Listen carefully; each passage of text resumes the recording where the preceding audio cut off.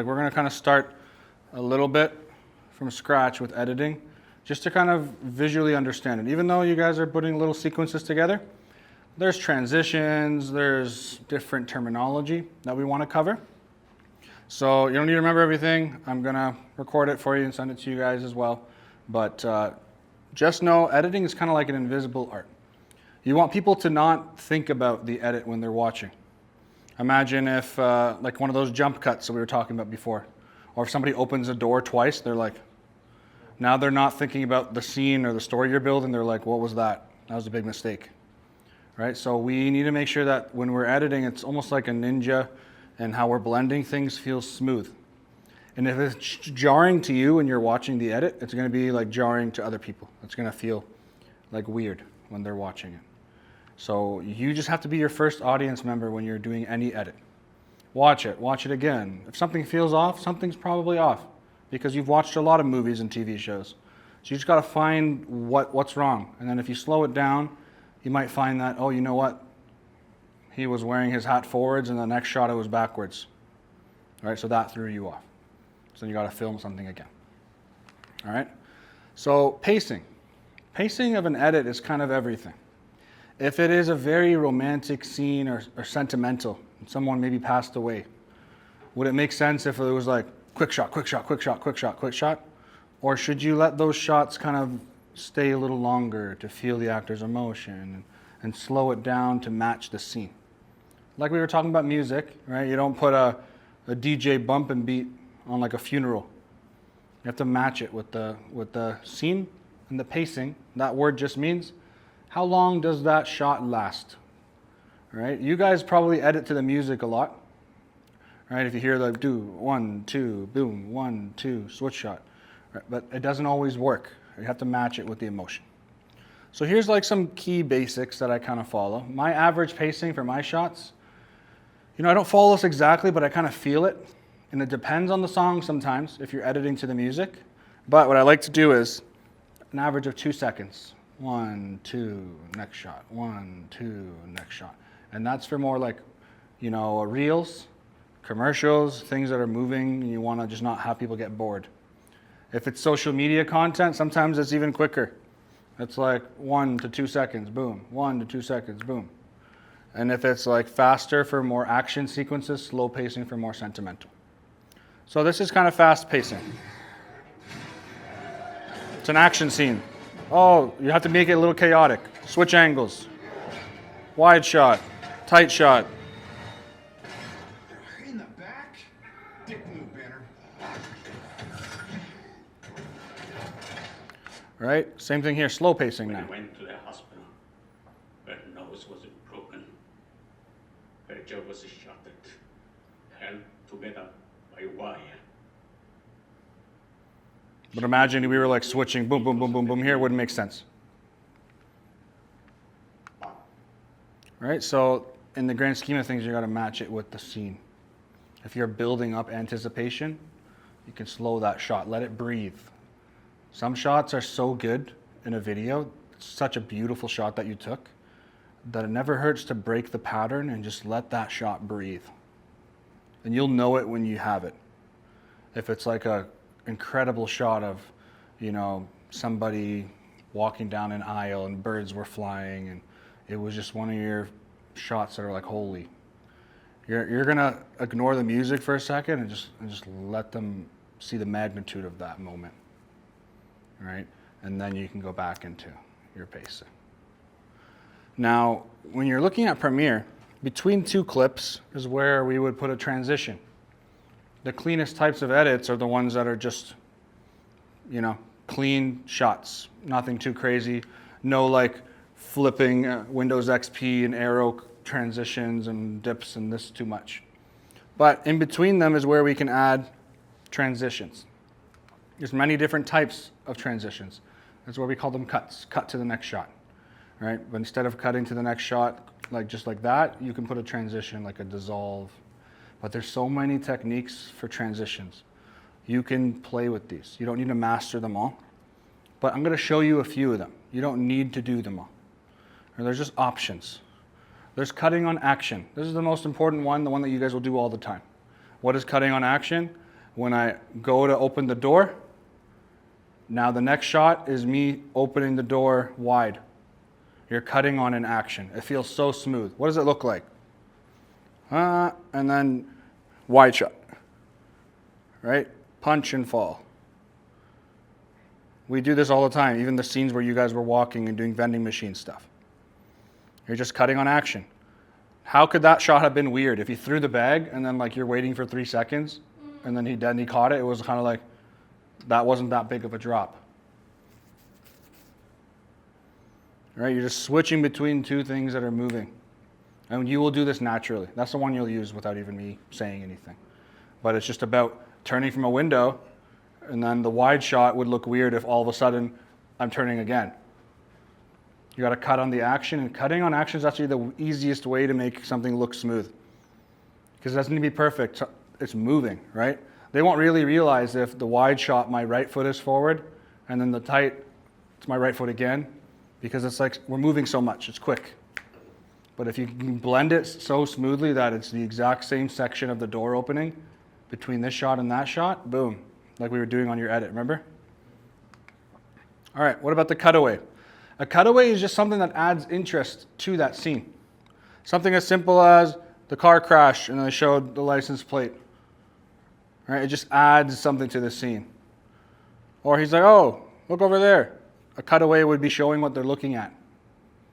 The terminology I don't care about. It's just knowing that, like, if I was doing a scene of somebody signing in at a hotel, a cutaway can be a shot of, the book as I'm signing it, just adding to the scene. Right? Or that, right? When he was thinking about something else, it flashed. Right? A cross cut. Completely different. It just means you're blending things together. Could be happening at the same time. 2 people on the phone in different locations, or 2 actions happening in the same moment. All right, they're talking to each other, but they're talking to each other. Simple. They're just names to them.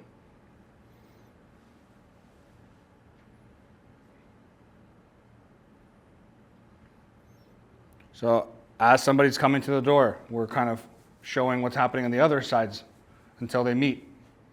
We see that all the time in movies, where it's like, will he be able to finish in time? Or like those cake shows, are they going to finish their cake in time? And they're blending all these different timelines together of all the different bakers. It's kind of just cross-cutting between different things going on at the same time. And a jump cut. This one, a lot of people do by mistake, and it's jarring, because I could be standing here, and then all of a sudden I'm standing here. And if I didn't change my angle or anything, it'll look weird. But you can do it if it's somebody studying in the same room up all night, and all of a sudden he's standing here reading a book, and then all of a sudden the next shot he's standing over there. So it looks like time is passing, like this. Just keep your camera rolling, and then take out them changing spots in between. And it looks like they're doing a workout sequence, time's passing. Or, somebody's getting a haircut quick and you're just jumping. It could be me standing here and then doing one of those, I throw the clothes up, and then as soon as it lands, I'm in the new outfit. Right? Loading a gun. I don't need to show everything. Tick, tick, tick. Oh, he did it quick.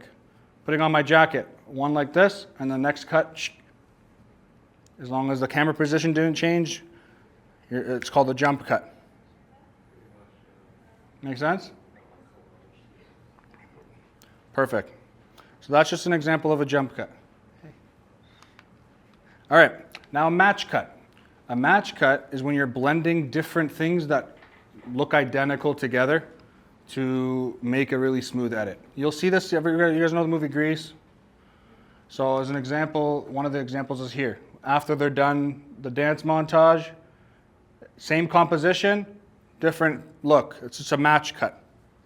It can be this in the air, and then it turns into the spaceship. Right? Bone should have went a little bit more, in my opinion.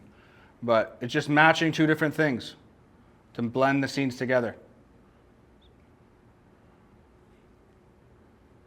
That's a match cut. Pretty simple. Older Forrest Gump to younger Forrest Gump. It's just the same type of composition and look, blending two different areas together to make a smooth transition. Just like an enormous wham. Pay attention. I was distracted by that enormous flying. Willie. What's that? Could be audio too. It looks like a giant Johnson. Yes. Right? So when you're blending these different things together, you're just making different cuts that merge. Just names. You don't need to remember the names. I'm just telling them a little bit about different transitions. And you guys don't need to master them all. Just know that they exist. The fade in, fade out. You guys use this all the time. When you just kind of dip to black or dip to white. Dipping to black to me kind of just is more cinematic, but it really depends on the situation. Like if there's a passage of time or something amazing happens, I might dip to white and just make it like a white flash, right? Or sometimes I use black. Black to me is like cinematic, but there's also cross dissolves in this pattern where you're blending two scenes together by mixing the opacity. And when that happens, we're gonna make sure that they merge nice and smooth. The invisible cut is one that I love doing. I was never taught it. Just naturally I did it. Because, for example, if I have a shot of me going over somebody's shoulder or somebody walks by my camera, I thought it'd be cool as that person's walking, they're revealing the other shot behind them. You can like do a mask and have them bring the new one into a scene. Or if I dip past somebody's shoulder and dip into their shirt, which is black, and then I start my next scene on something black, almost blends together like seamlessly. I spent hours teaching myself that. Yeah, it's cool. Like, look, he went into the desk, and then the next scene started smoothly. Yeah. It's such a cool thing. You could even do it with a pan. You can like whip to the right, and then the next scene, do it again, and then you have a cool transition. It doesn't always need to be like into someone's shoulder.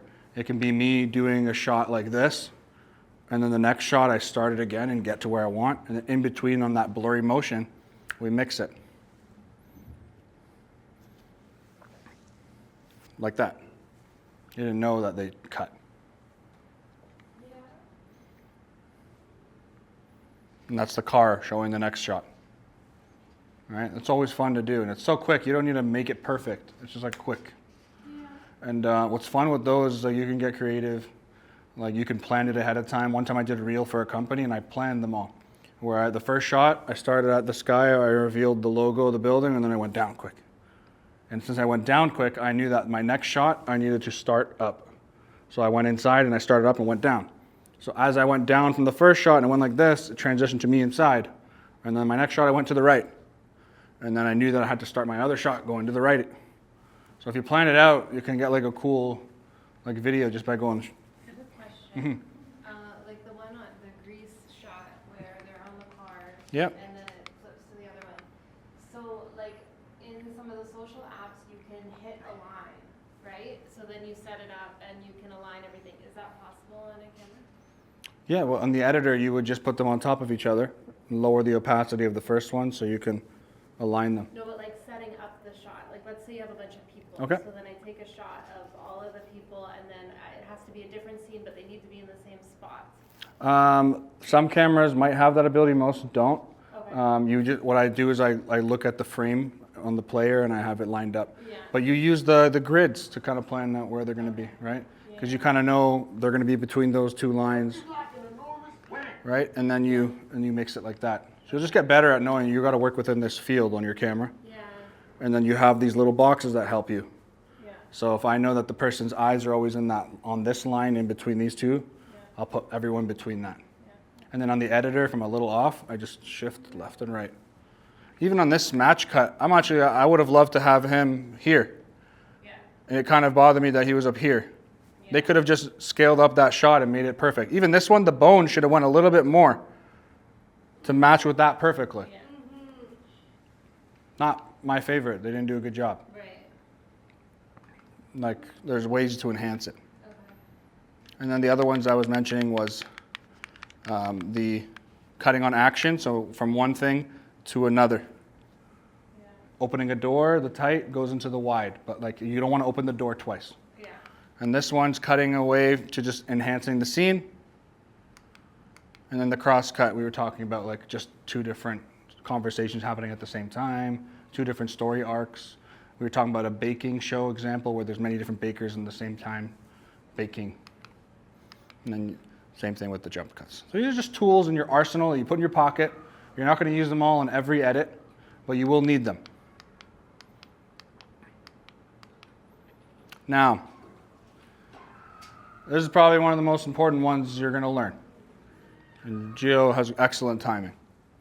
But I'll catch her up. This is called your L cut and your J cut.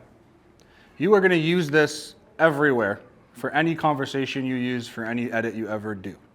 Because what it basically means is you hear the audio of the clip before the clip starts. Or you hear the audio after it finishes. What does that mean?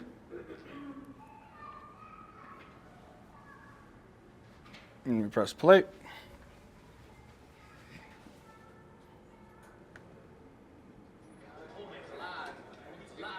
Hold on to that, it's hot.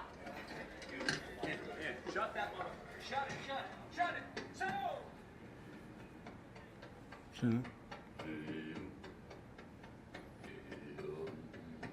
Did you hear that? Let's listen again. Shut it. So. Did you notice how the sound from the next scene arrived before the image did? That's called a J-cut. A J-cut is an editing technique where the audio of a shot or a scene precedes the visuals. Now, pay close attention to the audio in this clip. It can be the opposite too.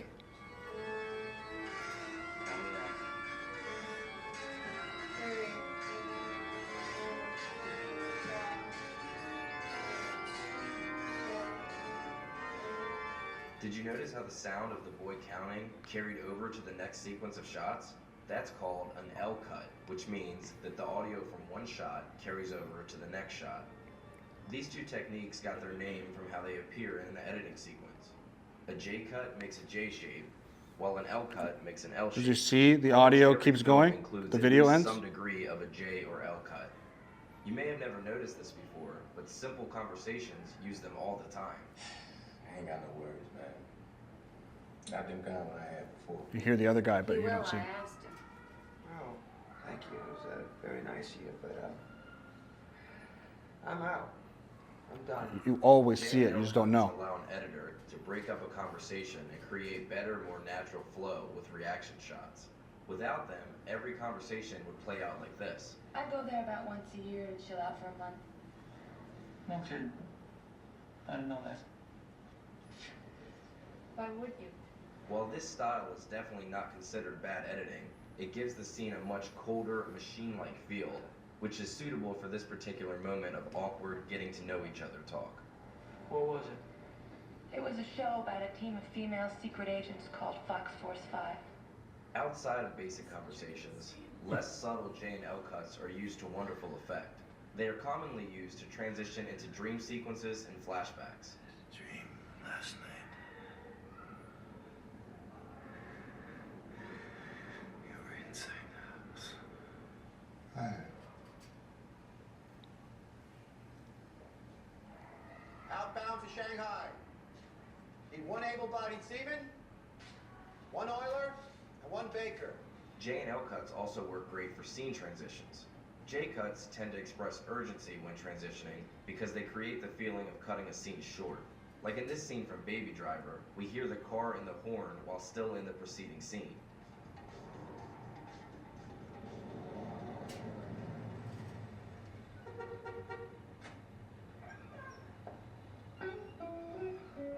L cuts can be used just as effectively when making a transition. Since an L cut creates the feeling of dragging a scene out longer, it works perfectly for this iconic scene from Ferris Bueller's Day Off. Fry.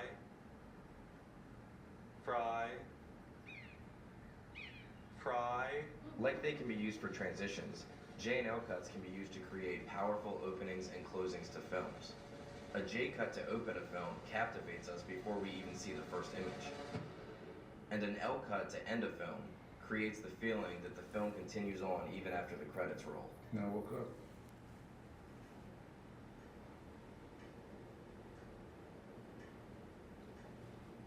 Hear the But perhaps the most powerful application of J and L cuts is to create significance. In this scene from Pariah, a J cut is used to hammer home the meaning behind the words of the poem. Heartbreak opens onto the sunrise, for even breaking is opening. And in classic Christopher Nolan fashion, this scene from Dunkirk uses an L cut to turn the character's words into narration over a montage. We shall defend our island whatever the cost may be. We shall fight on the beaches. So you hear his voice We still. shall fight on the landing grounds. We shall fight in the fields and in the streets. You could call this B-roll on top of his footage too. We shall never surrender. These words stand out to us because we are given images to support them rather than just a character speaking. The J cut and the L cut, two tiny tricks used for big impact.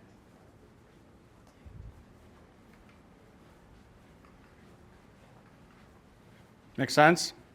So regardless on if you've never heard that term before, and if you choose to never remember it again, the question is, can we remember, like, and visualize it when you guys are watching your favorite TV show?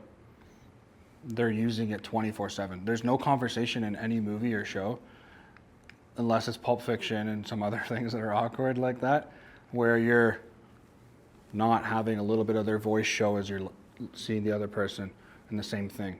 And if you don't know the whole J and L cut thing, doesn't matter. Just visually, what he's talking about is it looks like that on the editor. Because if you were to cut the scene but let the audio keep going, it looks like an L. But if you were to hear the audio of the other one first on the track, it'll look like a J, because you hear the audio first and then the clip starts. That, I don't even care if you remember. You'll just know it when you feel it, which is why we'll practice it. But in general, you got to be able to mix the two. Like, you got to figure out your style. Do you like using a bunch of transitions all the time, and do you like doing this? But with the L and the J cut, it makes everything smooth. It's a feeling, and you guys will do it without even realizing it.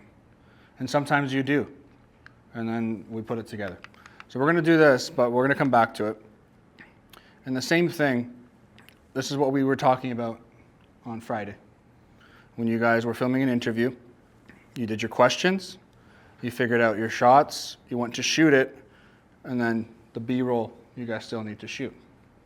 So we did a little bit of practice, but now we're going to do the one that is more of something you guys can actually shoot and edit.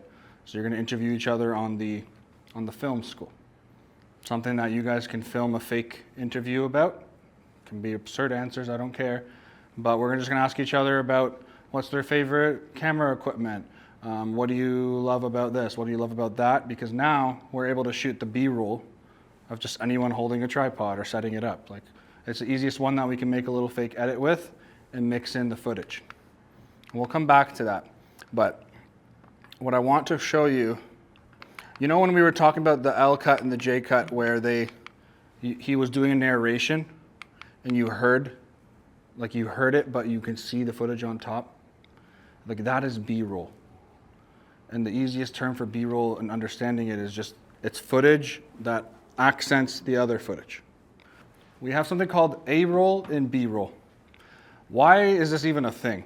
Because a long time ago in movies, they had to actually film and change the rolls to show what's being shown in the movie theater. So they had a big roll of A-roll and a big roll of B-roll. But now we don't look at it like that, but it's just coined in the term of separating types of footage and shots. Now, A-roll is the primary footage. It's your narrative. It's whatever's going on. It's your interview. B-roll is that accents on top. It's the footage that, if she's talking about how she loves tripods so much, it's footage on top of her voice showing her love of tripods and showing everything like that. Now, in the grand scheme of things, you will always have A-roll and B-roll. We have shot many things right now that is only A-roll, which is your main footage. It's somebody buying something from the vending machine. It's somebody doing this, somebody doing that. But now we have interviews, we have narratives. We have somebody doing an interview, and on top of it, we're showing what they're talking about. We're accenting it. Hey, buddy. Now with B-roll, it lets people understand the narrative. If you're talking about your new spaghetti recipe, you can show the recipe, show the spaghetti. It makes everything better. This is A-roll. Another angle of A-roll. But then as he's talking about his company, it's kind of boring now. It's just a shot of him talking the whole time. But now he's talking about whatever his carving that he's making. This is B-roll. Now it's like, oh, this is interesting. I'm actually visualizing what he's talking about. I'm visualizing the product. He's like, oh, we make really nice tables or boxes or whatever they're talking about here. Same thing here. You have your primary footage. It's always nice to have two angles for an interview if you can. We don't start that way. And then we show accents on top of whatever they're talking about. So she's talking about this table possibly. And we're showing the fine workmanship of the table. And now the edit is more enticing than if it was just them sitting there the whole time and you don't know what they're talking about. What if you did an interview of somebody who owned an amusement park and they're talking about, oh, you should see the Leviathan. It's an amazing, roller coaster. But we also have the Behemoth, really cool. And then you're like, okay, well, what do they look like? But as I'm talking about those rides, I show footage of people on the rides having fun. Now I'm like, oh, that's a sick ride. I want to go there. I can visualize it.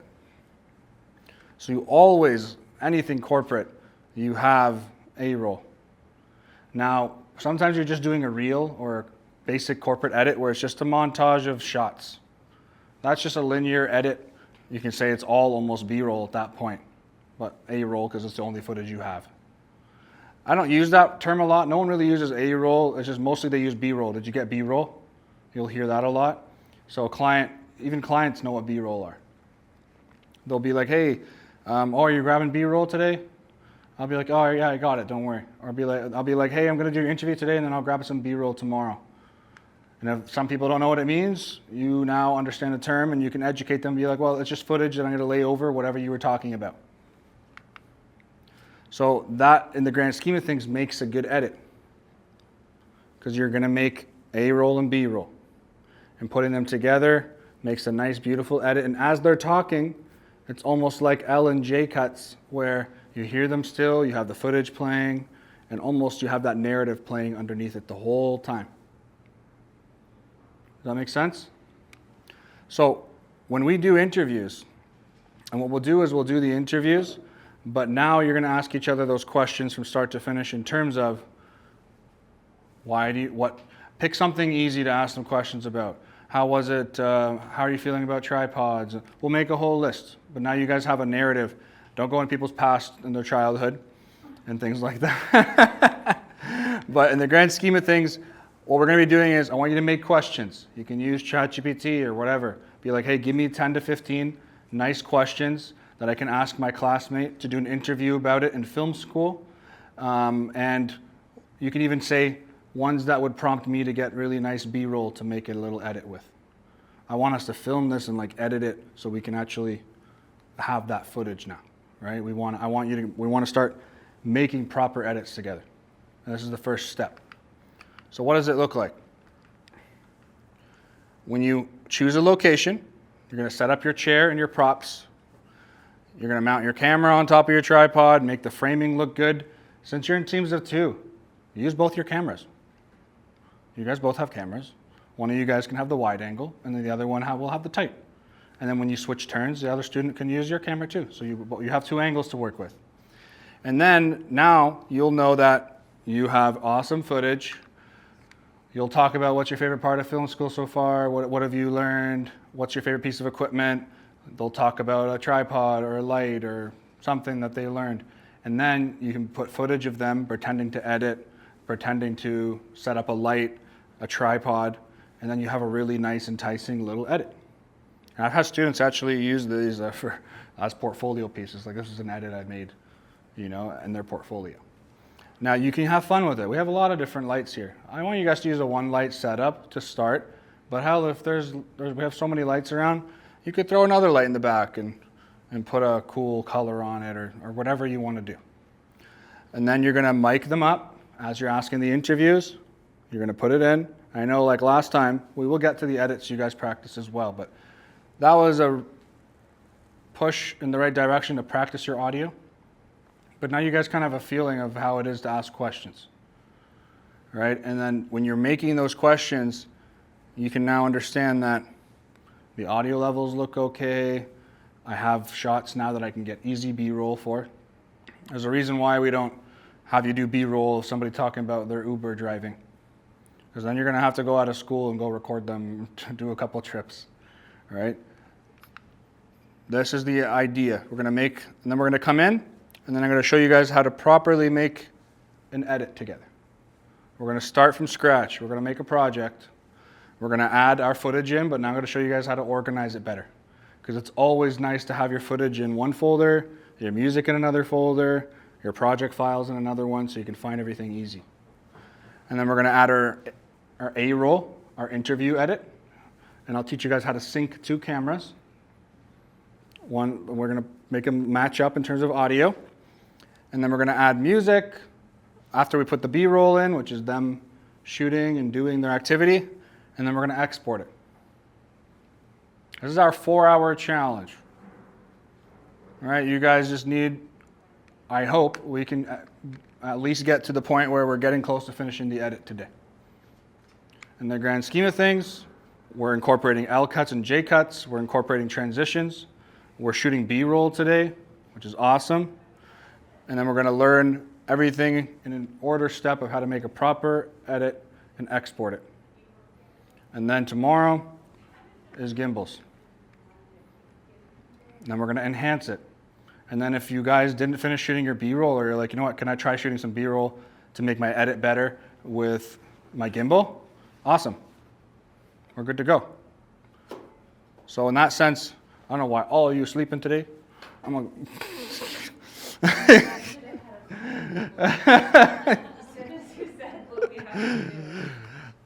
So step one is we're going to make sure that we put our edits together.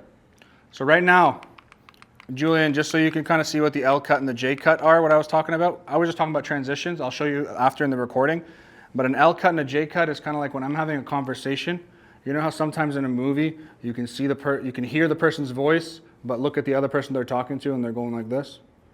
It enhances it. I'll play this video for you in a second. But A-roll and B-roll, you caught that. That is the premise of all edits in videography. You never realize it, but you're putting B-roll over something. The end of a movie is talking about, oh, we just won the war, this and that, and then you have shots of people cheering and laughing, but you still hear it. It's B-roll. And you can't do an interview at a salon without, as the owner's talking, show B-roll of the salon and people getting their haircut and the services they're talking about. Or interview somebody who has a restaurant and they're talking about their spaghetti and not show their spaghetti. It doesn't make sense. It's a boring edit. Change it up. No one wants to just sit there and watch somebody talk about something. And if they're talking about a really cool roller coaster and you never show the roller coaster, I'm kind of upset. I'm thinking about doing the opposite with this potential client of like just having only B-roll. And that's a type of edit on its own. So that's content creation in terms of just montages. No, it's fine. Caitlin does it all the time, and I do it all the time too. Like you just put a montage together, a bunch of cool things happening around the business, and your A-roll is the text you put on there, or the story you're building. Yeah. So if we have Portfolio Week next week, which is the photographers doing a bunch of photos for people. We're just gonna do a bunch of B-roll of different people shooting, and then we're gonna write some text saying, "Photo Shoot Week is back," and make sure to sign up. Or if I just put footage like that, but in the caption we write something about what was in the footage, that's an edit. That's fine. I'm talking about like interviews and anything with like that's how you enhance it. But there's a completely other style, which is just, you could say that real estate videography is just a bunch of B-roll, right? It's just all the different rooms. But I don't call it B-roll. That's the main subject of the video, right? So you're totally fine with that. Just it never hurts to get an interview so you can make 2 edits at the same time. Right. Or maybe even at the very least, because it is kind of last minute, even at the very least, ask her if she wants to say something into my mic. And then Absolutely. You can even prepare a script, and in the A-roll you don't even need to see them. You can just play her voice underneath it. Yeah. But also I always say, when you're watching these edits, if you truly understand A-roll and B-roll, if there's a long script, I can have them read the first line to the camera and like, hey, my name's Mohammed, I am the whatever of Alberta Film School. And then as my next line, I'm covered in B-roll. So now they can just read the script. Don't have them move so the audio doesn't change. And just have them read it now. They can read the rest of the script and then pick another line, maybe a few sentences in, have them memorize that one line and say that line, and then have them say the last line. And in between those, there's just footage. Yeah. So if you understand it, you can do it, the amount of like editing you can save, because you know what you're gonna do in the edit. So when someone's really bad at reading the lines, I tell them, you know what, just say your first line, amazing. Now, can you say the first 2 words of the next line for me? I'll be like, and we have, and then I'll have them now look at the script and say, and we have, so then I'll take those and I'll blend it together with some B-roll.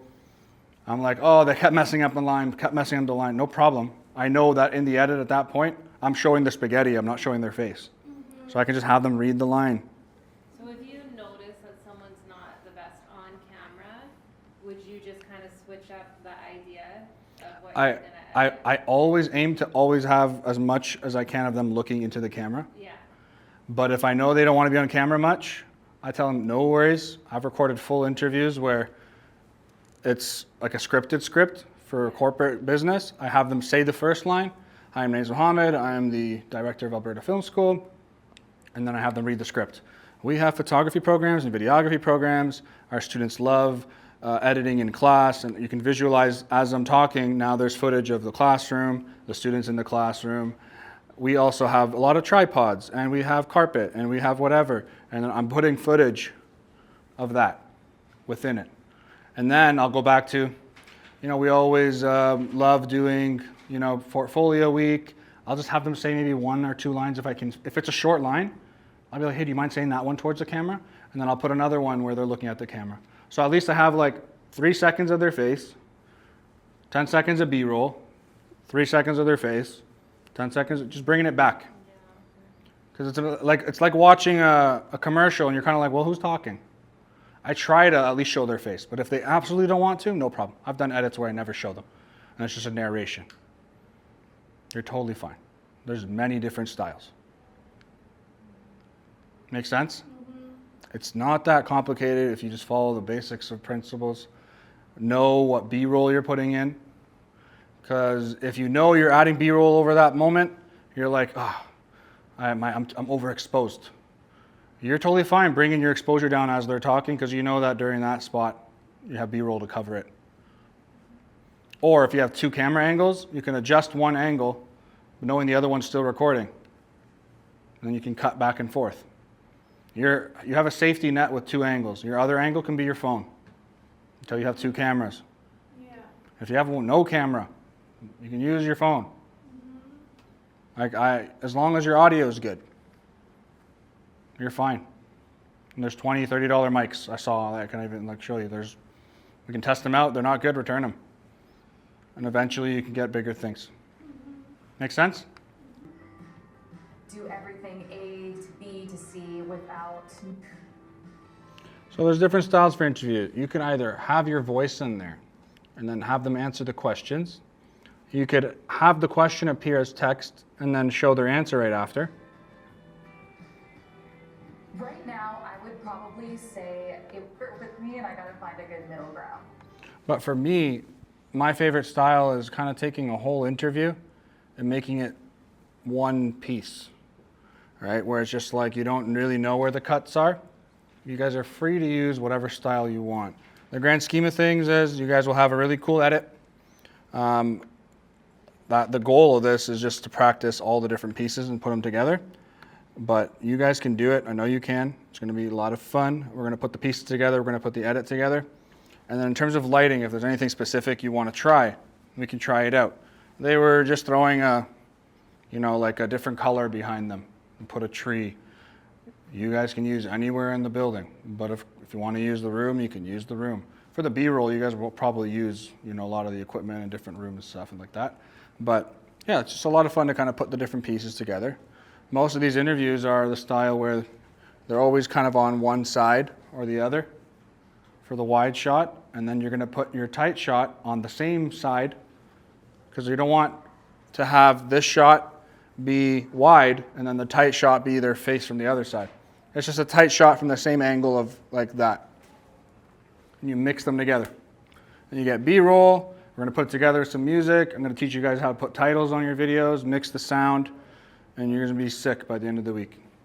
What you can do is you can give each other a rough idea of what questions you come up with, but I do want you guys to not just go into it blind. Take 10, 15 minutes, just write on ChatGPT on the computer or on your phone, get an idea of like a nice 10 to 15 questions, and give it the scenario. I'm making a 1 to 2 minute interview to practice interviews and B-roll for my film class. I need 10 to 15 questions to ask my fellow student. 10 to 15 questions? You don't remember about interviews? We're not going to just follow that whole list. I'm going to ask Kyle, so why did you want to do film school? He might say something about music, and then I don't just skip to the next question and be like, did you take day class or evening class?